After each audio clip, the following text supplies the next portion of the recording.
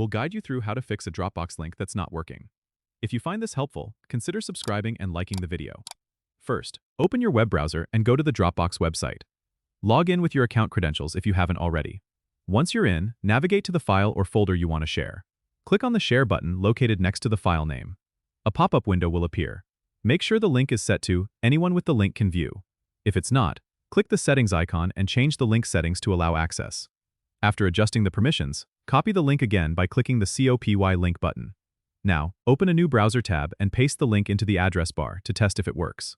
If the link still doesn't work, try disabling any browser extensions that might interfere, such as ad blockers or privacy extensions, as they can sometimes block scripts that Dropbox uses.